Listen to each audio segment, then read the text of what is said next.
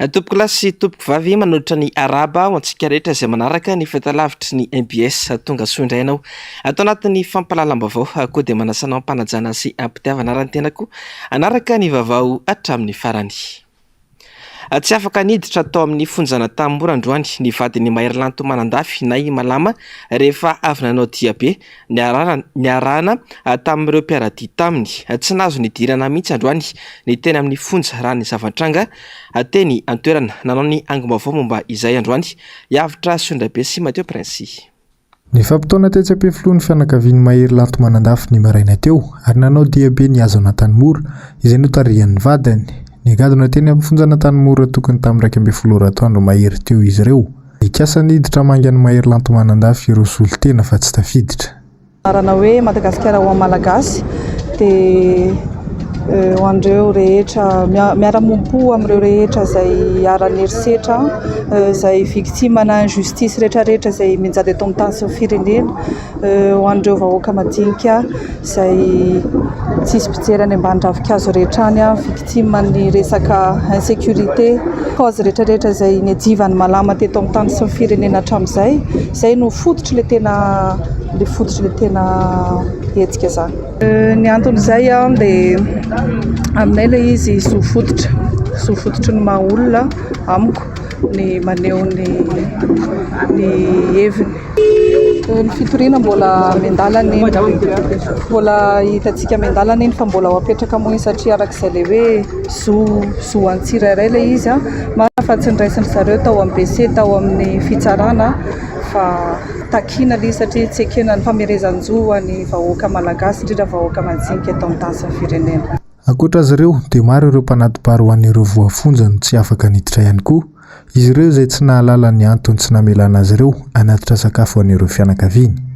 Tena tsy mety efa tamin'ny fitsy zay azo tena zao mbola tsy tafiditra fa dia anaty bariny le gaza anao dia tena tsy haiko mihitsy tady marary anay ao dia tena tsy haiko mihitsy ahoana zany ataon'ny zareo sa ahoana fa tena tsy mety aminay ilay izy ary tena matobe tso fa tamin'ny filiny teo problème hono dia zay mba tonga anazy tsy mandray an'ilay sakafo zany tsy hainay ilay problème azafady hoe inona ilay problème tsy hainay mihitsy. Tsy fantatro fotsiny fa hoe ohatran'ny misy greviny avany mbola fanangana tsy fantatro tena maro olona be dia be mihitsy ary ny olona efa tamin'ny sivy zao zay nisy olona tao lohany eo akoatran'izay ary fa zao taraiky eto ireo olona be dia be ireo hitanaleo. No mafisy ny vadiny Maherylanto manandafy na i malama fa zo fototra ny faneho-kevitra ka tsy tokony hanaovana antson'izay toy izao. Raha tsy haivina dia ny filazan'ny Maherylanto manandafy teratany vahiny iray fa mpamatsy balan'ireo miaramilan'ny présidence sy dahalo maro no antony idiran'ny Maherylanto manandafy amponja. Tsy mbola misy feotra amin'izao mikasika ny fitoam-pitsarana ny raharaha raha ny fantatra hatrany. Fa mbola tsy misy miasa ny prakitra raha ny fitsarana ho ny filohan'ny syndicat-n'izy ireo androany. Nateo aza ny noty izay navoaka ny greffier en chef izay milaza fa miverina miasa ny greffier manantanteraka ny anjara asany, mila mivalo ny olana ary mandray ny andraikiny. Ny minisitra vao mitoy ny asa ratsy zany mikatso tanteraka ny asa rehetra ho ny filohan'ny syndicat niresaka tamin'ny avitra Sondrabe sy Mateo Prince. Nisy ny filazana nataon'ny greffier en chef omaly fa misy amin'ireo prakitra raha ny fitsarana no miverina manao ny asany andavanandro eo amin'ny ivin'ny fitsarana. Tsy ara-dalàna ny noty izay navoaka ny filohan'ny syndicat ny prakitra raha nanontaniana mikasika izany. Nisy ihany zany ny ankizy azy hoe ampiasain'ny greffier en chef indrindra moa hoe misy olona betsaka niny miara-miasa amin'ny greffier en chef zany tsy greffier fa izy ireo afaka manatanteraka n'izay asa zay no ny noty efa tsy ara-dalàna iny fanaisana zany dia efa tsy ara-dalàna foana rehefa tsy misy fanatrehany prakitra raha. Ny grève limité zay manaiky hoe ny tena marina tsy maintsy misy service minimum fa saingy zao service minimum atakindry zareo aneo dia hoe alefa ny audience dia alefa ny arrestation zay ny tsy mampifanaraka io fa raha izay mamaritra hoe ireto ary efa nyteny foana zao ireto ny service minimum ataonay dia mety hitovy ny tady lokanga amin'izay fotoan'izay fa raha hoe alefa ny asa lehibe indrindra aminay ny arrestation sy ny audience zany inona tsoa moa ny antony grevena eto zany ka efa mandeha ny asa. Itsy andaniny nilaza ny ministry ny fitsarana fa isy ny fanapahana ny karaman'ireo izay tsy manao ny asany. Mahitsy ny valiteny avy amin'ny syndicat makasika izay. Maro amin'ny magistrat no manambady mananjanaka prakitra raha mananjanaka kely ary fantantsara zany hoe tsy fampina zany raha mbola sahany zany koa ny mba fiainan'olona amin'ny zavatra toy izao dia alao mba hipetraka ho any amin'ny conscience ny angamba zay averiko any aminy hoe zakany ve nieritreritra an'izany zanak'olona hoe tsy hianatra na ho tapahanao tsy sakafo noho ny fanapahanao ny karamany mpiasa anankiray ary zany zavatra zany izy moa miteny foana hoe ara-dalàna zany fa ataovy ara-dalàna tsara ara dia ampanarao procédure fa tsy hoe tapahana botolo amin'izao koa. Tokony atao mitovy ny fanaovana réquisition eo anivon'ny fitsarana hoy ny fanazavana fa tsy rehefa nipirakitra rano mihetsika dia ampiasana fahefana tahaka izao. Ohatra amin'izany ny fitakiana sy ny fitokonana nataon'ny mpitsara. Ny 7.7 isanjaton'ny mpirakitra rano mbola mampiato ny asany raha tsy mivaly ny fitakiana izay niny ministra tsy henona sy rarahina ho hatrany filohan'ny sendikany mpirakitra raha.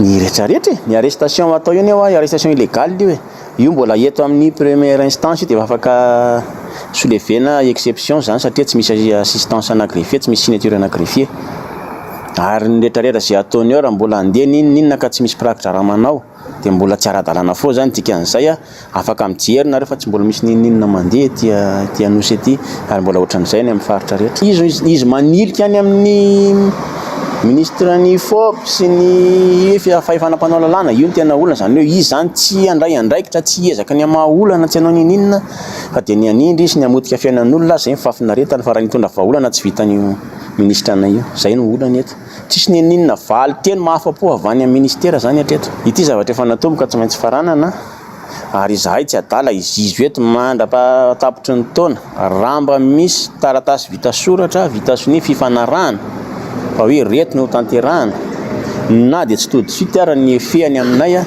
vonony izahay ny asa fa ntifisiny zay nefa ny fanaovana raombava sy fanaratsiana sy ny karazany ataon'ny ministra ankehitriny io no mahatonga any mbola misisika sy miinsista hitazona an'ity fitokonana an'ity. Fa mitoetrany ny azonjay atao ampiasa ny sekrenina hatramin'ny androany na dia teo aza ny fitakiana nataon'izy ireo dia tsy mbola tsy nahavany olana ary efa mambolana izy ireo no tsy nandray ny karamany intsony. Jessica Miray sy Tahirnena. Maharary ny piasa ny sekrenina na dia teo aza ny fitokonana natao efa volana maromaro izay mihainohaino fotsiny ny mpitantana ny manao fitakiana indray aza ny toyara ny fandroahana sy ny fandrahodana. Ny volana septambra hatramin'ny novambra 2024 no tsy nandray karama. Nandray karama kely taorin'izay dia tapaka indray nanomboka ny janoary ary sy mbola nisitraka karama mihitsy hatramin'izao. Ny tompona andraikitra rehetra izay anaovana fitarenana ihany koa dia miraviravy tanana avokoa satria raha ny nambaran'izy ireo dia matahotra ny rahalahin'ny tale jeneraly dia ny prime ministre izany. Magnatony ray aman-dreny eto tanàna ny autorité locale tsy misy mandray andraikitra fa dia mampitahotra fa prime ministre ny rahalahin'ny dégénéraux ka tsy zay tsy sahy manao ninina fa tena io ny lehibenay dia any amin'ny inspection de travail mametraka ohatran'izany koa io ny lehibenay io prime ministre ka zay tsy afaka manao ninina momba anareo fa anareo ajanony ny fitakiana ataonareo zay foana naiza alenay dia magniraka anay hoe mijanony nareo. Ny tena mahagaga ny mpiasa dia ny fitangany karama mpampiasa anefa izy ireo tsy nandray karama efa volana maromaro izay. Mitentina hatrany amin'ny 7.7 tapitrisa ariary mantsy ny karama andraisany tale jeneraly ny taona 2024 niaraka tamin'ny karamany. Tsy nisy fotoana ny janonany ihany koa ny orinasa fa nihodina hatrany saingy tsy nitsahany totongana ny fidiram-bola. Tsy fahaiza mitantana no antony izany hoy ny mpiasa ka mangataka ihany koa ny alàny tale jeneraly. Hatramin'izao tsika miteny izao dia miasa hatrany ny mpiasa misy asa foa ny sekrenina fa ny fahitany mpiasa izy tsy fahaiza mitantany tale jeneraly ny tena mahavoan'ny sekrenina.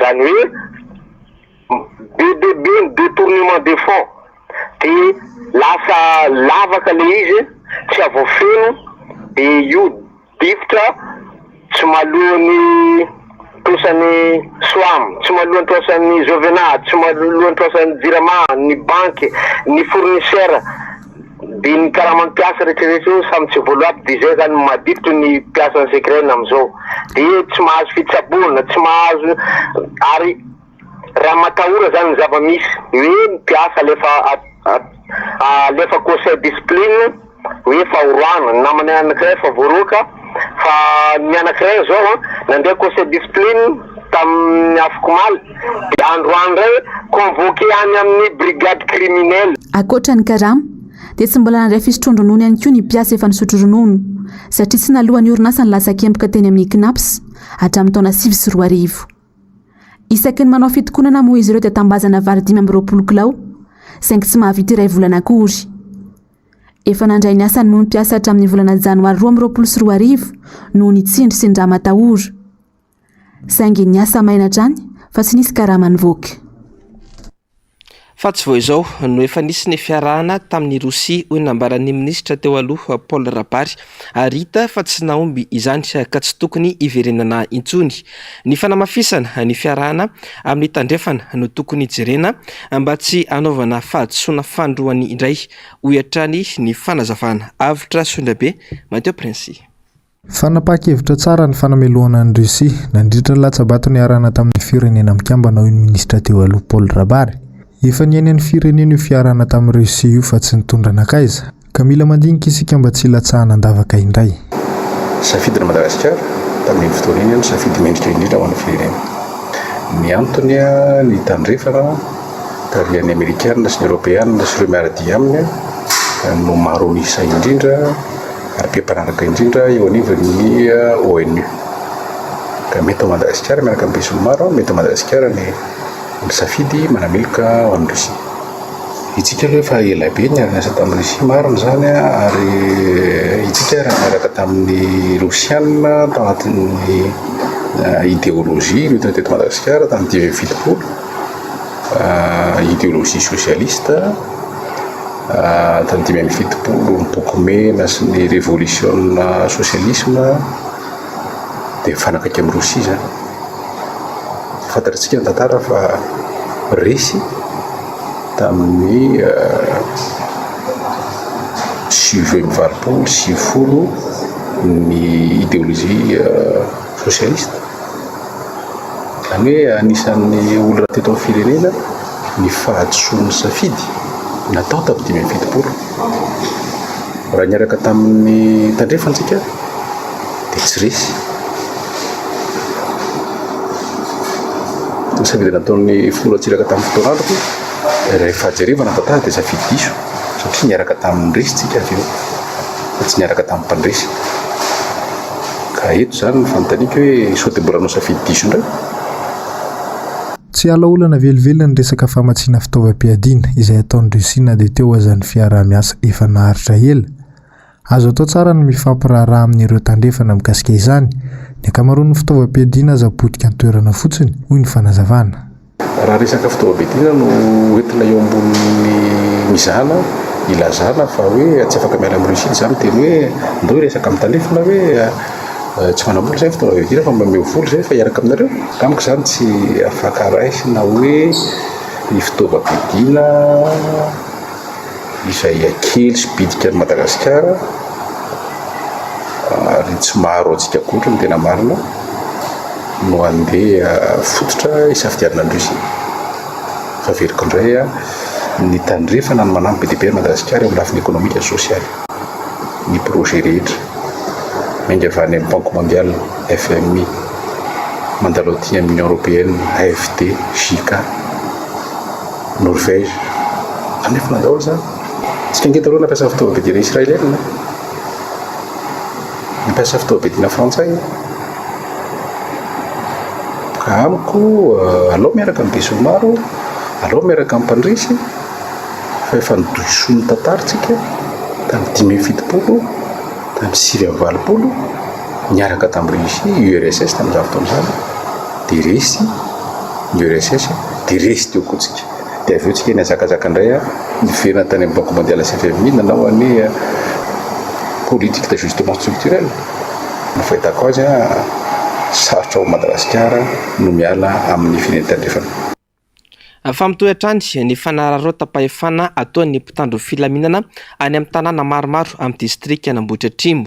Olona iray indray no fantatra fa namony ainy ny fiandohan'ny volana Oktobra lasa teo no ny vono nataona mpitandro ny filaminana azy. Manao antsoavy moa ny solombavambahoaka voafita amin'ny anarany Antokotima ao Ambohitra Atrimo. Jessica Miray Tahiriny.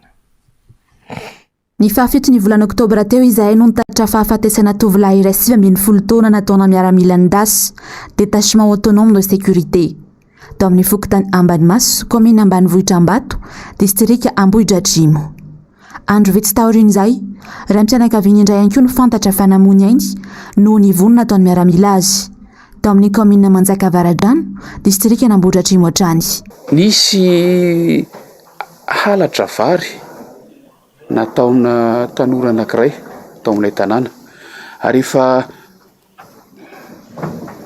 tafatsoky io mpangalatra io satria samy ao an-tanàna ihany dia ny ray aman-dreniny no nanaova n'ireo mpitandro filaminana izay tsy tokony hanao ny famitorana raha araka ny tokony ho izy fa nandray an-tanana ny ataontsika hoe fitadiavana n'io olona nangalatra an'ilay vary io ary ny ray aman-dreniny ny ray ny olona nangalatra ny vary io no nanaovana herisetra izany hoe no terena hampiseho hanoro no misy an'ilay olona tadiavana tamin'ny alalan'ny herisetra, tamin'ny alalan'ny tortura mihitsy naratra noho izany ilay olona ary tsy maintsy nampiakarina niakatra tamin'ny hôpitaly taty Antananarivo renivohitra 2 andro tao aorianan'izay maty noho ny ratra nahazo azy io olona io.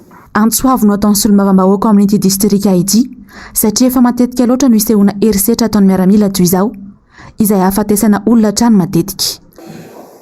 Misesisesy zany ny herisetra sy ny famonoana ho faty mihitsy ataon'ireo mpitandro ny filaminana any amin'ny faritra ambanivohitra any izay mihevitra ny tenany ho sady mpanao fanadihadiana avy hatrany no mpitsara avy hatrany no mpampiatra sazy avy hatrany ary mampalahelo moa zany dia saika hoe exécution zany amba no voambolana mahalaza azy miantso ireo tompon'andraikitra ny lehibe an'ireny rafitry ny mpitandro filaminana ireny zay mba hametraka izay fepetra sahaza isorohana zany zavatra amin'ny tranga izany fa rehefa tsy izay aleo tsy misy. Efa samy nisokatra ny fanadihadiana amin'ireo tranga roa ireo ary andrasana raha izy toyny.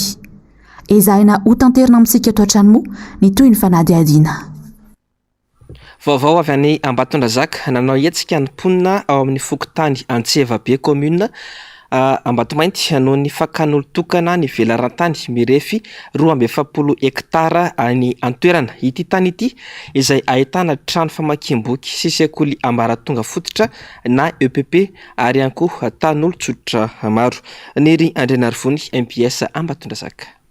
Velarantany mirefy 27 hektara izay ahitana toerana famakiam-boky sy sekoly EPP ary tanàna hipetrahany fokon'olona io lasa misoratra amin'ny anaran'olon-tokana io ka mampitrotra ny vahoaka avy ao amin'ny fokontany Antsevabe commune Ambatomainty. Teraka ho azy moa zany zao hetsi-bahoaka zao satria misy lalana izay hafahafa tsy mazava aminay no nahatongavan'ny olon-tokana azo tany maromaro sy trano-panjakana izay heverina fa tokony ho propriétén'ny commune ilay izy propriété-bahoaka dia nefa lasa n'olon-tokana. Izay zavatra fantatra dia ny expropriation pour cause d'utilité publique no tokony hitranga izany hoe ho amin'ny tombontsom-bahoaka no analana olona anankiray fa amin'izao indray ho amin'ny tombontsoan'olona anankiray ny analana vahoaka be dia be dia tsy mety loatra izay lalana izay tsy manana olana amin'izay titra sy borina nataony fa manana olana ngeza be kosa izay amin'ny hoe nanomboka taiza ny nahafanina vitany izay titra sy borina izay. Dia ny zavatra angatan'ilay olona eto fanazavana hoe maninona ireo zavatra ireo no lasa n'olon-tokana satria vita borina mihitsy ireo zavatra ireo clef ny feb ny ohatrany eto koa misy tany hoe élevage amin'olon-tokana zay zany ny angatana fanazavana hoe iza marina n'olona afaka ny varotra n'ireo zavatra ireo satria ireo zavatra ireo tokony hisy délibération communale ny anjaran'ny commune tokony hisy hoe tsy fantatry ny anjaran'ny agriculture hoe iza ny tokony afaka nyme an'izany satria efa misy tompony ve ny tany etinay dia atao an'izany vahoaka dia raha onana zay manao trano dia dorana ny tranony taoko fa mba tsy rariny zany tompoko. Manomboka ny taona 2024 no niezaka nanala ny sekoly tao Antsevabe ilay olon-tokana saingy tsy neto mimponina sy nitaly sekoly ho elingelina ny fianarany ankizy noho izany ka manaitra ny mpitondra fanjakana izy ireo. Dia mandrak'izao zany zay dia somary mikorontana amin'ilay fampianarana satria matetika manalana eo io olona tokana io dia ny angatanay fotsiny dia mba ilamina n'ilay sekoly misy anay satria sekoly ny ampianarana ankizy eto ka raha ohatra le sekoly zany miala dia tsy ampy ny trano fianaranay. Eo amin'izay vaovao izay hatrany dia nampiaka-peo manoloana ny tsindry azo lena mahazo ny mponina any Ambatomainty ny fiarahamonim-pirenena tafimiavo mamany olana ny vahoaka sy ny manao izay mahatsara ny sosialim-bahoaka ny anjaran-draikitry ny mpitondra hoy ny filohan'ny tafimiavo any an-toerana fa tsy manao tsindry azo lena amin'ny akory. Mbola iniry Andrenarivony MBS Ambatondrazaka hatrany. Manoloana ny trangana trindry azo lena mahazo ny fokon'olona any amin'ny commune Ambatomainty dia napiaka-peo ny fiarahamonim-pirenena tafimiavo loatra mangoro. Misy ny andraikitra tokony sahan'ny mpitondra hoy izy ireo dia ny amahana ny olona amin'ny vahoaka, ny fanaomrana izay zavatra ilainy ary ny fampandrina fahalemana ny mponina endritra ary nahitsy ny teny nataony filohan'ny tafimiavo loatra mangoro Tonnerre Andriambao. Amin'ny société civile ny tafimiavo zany dia arak'izay hoe manara-maso ny fiainam-pirenena, ny fiainam-bahoaka. Ka raha misy zavatra manontona ny vahoaka ny fokon'olona dia mandray andraikitra arak'izany ny tafimiavo mitondra ny anjara brikiny milaza ny zavatra tena misy zany. Ka eto zahay dia manaitra ny mpitondra fanjakana mba handray ny andraikitra manandrify azy avy ny tsirairay satria ny antony nametrahana anareo eny amin'ireny toeram-boninahitra izay nametrahana anareo reny dia voalohany hamahany olana aloha, hamahany olana ny fokon'olona malagasy. Faharoa, hanamora izay zavatra mety ilainy rehetra eo amin'ny fiainany andavanandro. Fahatelo, ampandro fahalemana azy amin'ny tany izay honenany. Raha izao zavatra zao no mitohy ka tsy vitanareo ny andraikitra zany dia tsy hitako izay ilananareo amin'ny toerana io zany. Koa manentana ny tompona andraikitra rehetrarehetra zany ka handray ny andraikitra manodidina zany mba hamahany zao olana zao fa tsy fanjakan'ny mpanamboly ty fa fanjakan'ny vahoaka malagasy. Ka tsy zay rehetrarehetra manambola dia afaka mibody tany ary tsy tranga manokana zao fa maro ny tranga eran'ny Madagasikara misy izao zavatra zao ka hitakina fandraisana anjara fitondram-panjakana. Asaloha raha mba ho voray ny mpitondra fanjakana izay antsony ny fiarahamonim-pirenena izay na dia ho toy ny rano tetỳ an-damosy ny kanakana lavo zao.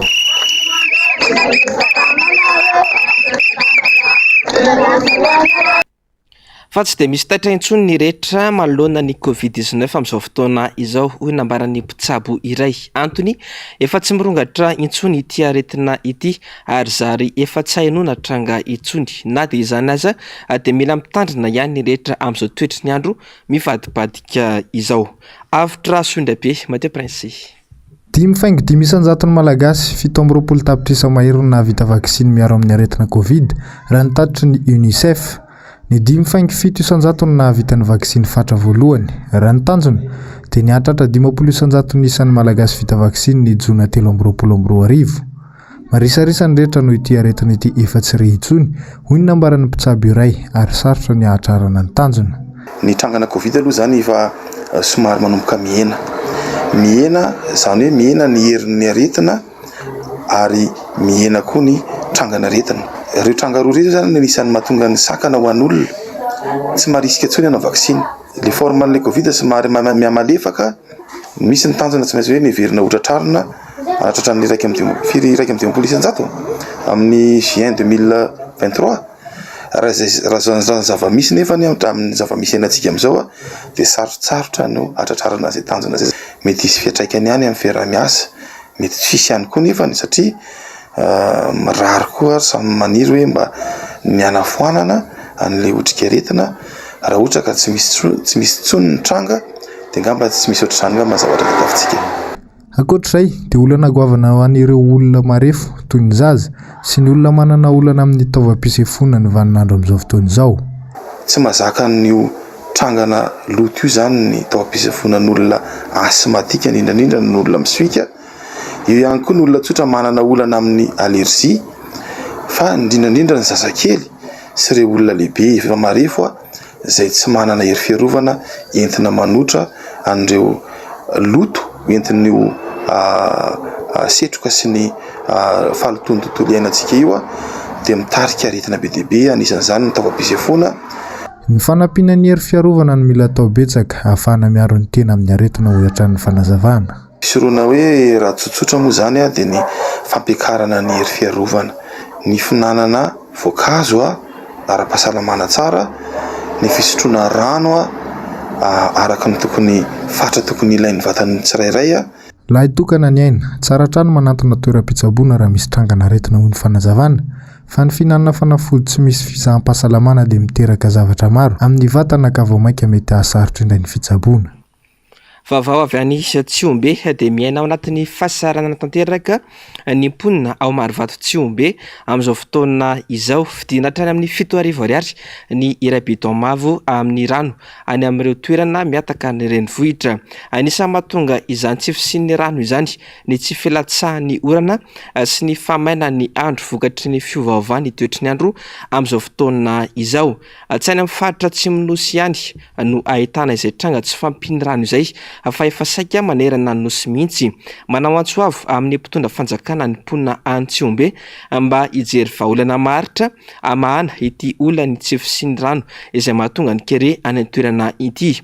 Ankoatra ny olan'ny rano dia anisan'ny sedrain'ny mponina any amin'ny faritra iny ihany koa ny firongatry ny tsy fandriam-pahalemana izay anaovan'ny mponina antsoavo ihany koa ny momba izay. Afantoto saina androany kosa ny fanokafana ny taom-panabeazana skoto avy amin'ny faritra roa dia Analamanga Voany sy Analamanga Atsimbo. Fotoam-pivavahana ny deranan'Andriamanitra trany no nanomboana ny fotoana ary narahana toromarika maromaro. Avitra Sondrabe sy Mateo Prince. Fikajiana ny tontolo iainana, fanabeazana ary fitaizana ny mpikambana tsirairay no nentina nanomboana ny fanokafana ny taom-panabeazana 2023 ho an'ny sampana mpanazava stily faritany Analamanga Voany izay no tanterahana tetsy Antsahamanitra ny tolakandro teo.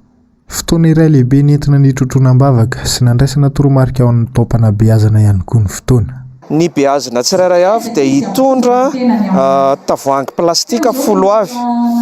Rehefa tonga aty Antsahamanitra izy dia omenay kosa ho tamberina izany zanakazo.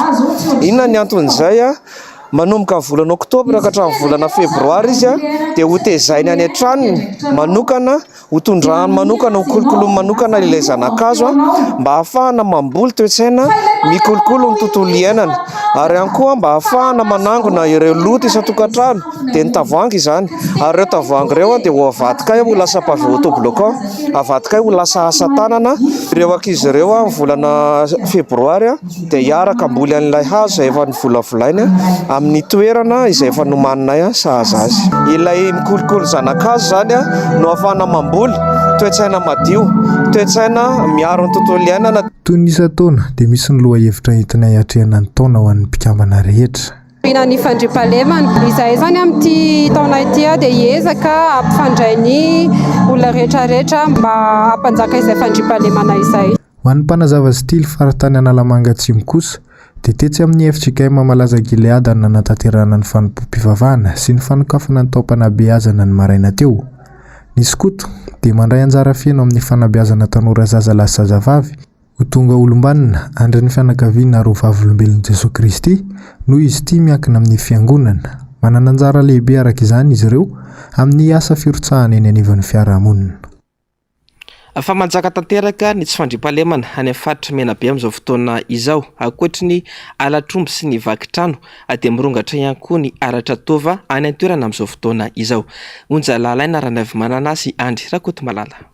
Renim-pianakaviana iray no mitaraina ary manao antsoavy mivantana amin'ny filoham-pirenena hamany olana tsy fandriampahalemana sy ny alatra tova any amin'ny faritra Menabe.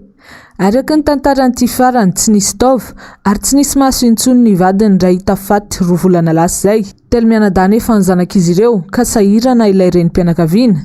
Tsy misy ny anteherana raha tsy ny mpitondra fanjakana ho izy, saingy manao maso be tsy mahita ny fahoriam-bahoaka ireto farany. Tamin-dranomaso tanteraka ny tantarain'ity renim-pianakaviana ity ny fijaliana iainany amin'izao. Eritreretiko dia mangataka fitaraina aminao ao Anjo Rajoely iany voafidinay. Tsisy olo tamaninay koa agnaty na tsy ero olo tamaninay. Mijaly zahay Anjo Rajoely. Elo mako anako reto. Malahelo mare fo. Mijaly zahay tsisy raha tsapatsapay elo mako anako teny reto. Mangataka fifampiavy aminao zahay. Ia filohanay. Zay ro angatanay aminao. Sahirana zahay ato tsisy raha tsapatsapay nay. Zanaky ny Morondava zahay ato. Mipetraka ato Morondava, tsy milamina aminay Morondava ato. Vadiko nipatsipatsian'olo famaky iny, voran'olo tinainy, narian'olo antsisiny iny, natao rafatiny biby, nanovan'olo azy ka mitaray aminao zahay, mila vonjy avy aminao agny. Zay nangatanay aminao, filoham-pirenena Anjarajoely, voafidinay Morondava tiky. Tsy ny any amin'ny faritra Menabe ihany no ahitana izay trangana tsy fandriam-pahalemana izay, fa efa manerana ireo faritra 30 mihitsy. Tsy mipaka any amin'ny fiainam-bahoaka ny famaroany mpitandro ny filaminany izay mivangongo eny amin'ny renivohim-paritany. Fandorana tanàna na famonoana olom-pirenena mihitsy aza no asetry ny mpitandro ny filaminana rehefa misy trangana tsy fandriam-pahalemana mafapana miseho eto amin'ny firenena. Fahasolika 3,700 sy arivo tapitrisa litatra be izao no nisy nanodikodina sy nangalatra atao amin'ny orinasa jirama hatramin'ny fiandohan'ny taona lasa teo. Raha tsy ahivina dia efa nisy ny fahaverezana gazoala 4,9 litatra atao amin'ity orinasa mpanjakana ity tany amin'ny faraparan'ny volana jona lasa teo. Ity raharaha ity izay mbola tsy hita mazava hatramin'izao sy ny valy ny fanadihadiana izay natao. Saika ny mpiasa tsotra hatrany no voasary amina raharaha goavana tahaka itony fa ny tena atodomikotrika ny fangalarana kosa dia afaka hatrany.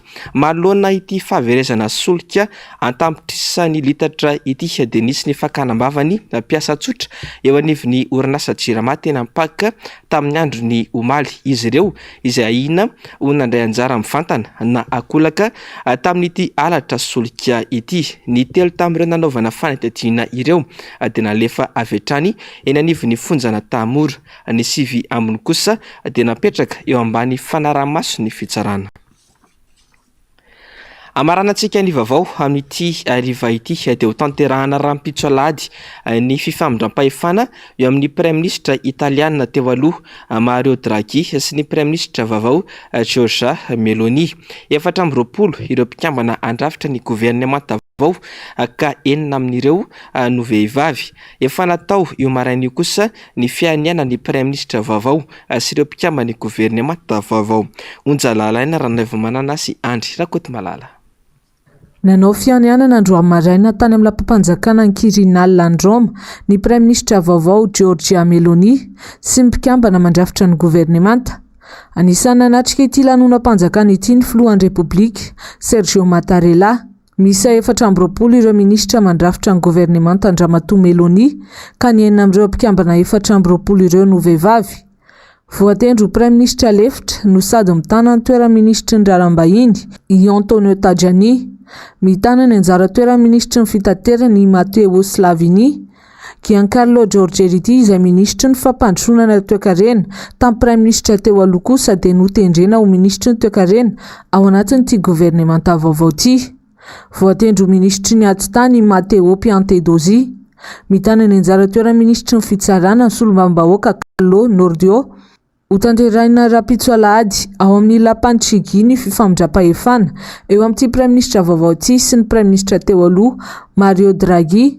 Aorian'io fifamindram-pahefana io dia iroso avy hatrany amin'ny filakevitry ministra voalohany ny gouvernemanta Giorgia Meloni. Isy ny fifanolorana lakolosy eo amin'ny praiministra teo aloha sy ny praiministra vaovao mandritra izay fifamindram-pahefana izay. Ity lakolosy ity izay ampiasaina hifehezana ny ady hevitra mandritra ny filakevitry ministra. Ny fandarana ao anamarina raha ny fandarana global news avy hatrany no arainao eto amin'ny fahitalavitry ny MBS aorian'izao fotoana ny fampirahalaam-baovao izao. Aorian'izay kosa ny horonan-tsary indray miseho fa mitondra ny lohateny code momtom ary rahampitso alahady alina kosa dia ny horonan-tsary mitondra ny lohateny de brique et d'or izay zany ny horonan-tsary arainao rahampitso alina eto amin'ny fahitalavitry ny MBS. Misaotra anao ary nanaraka ny vaovao hatramin'ny farany ary mametraka ny veloma mandrapitafa ho manaraka indray tompoko lasy tompoko vavy veloma tompoko.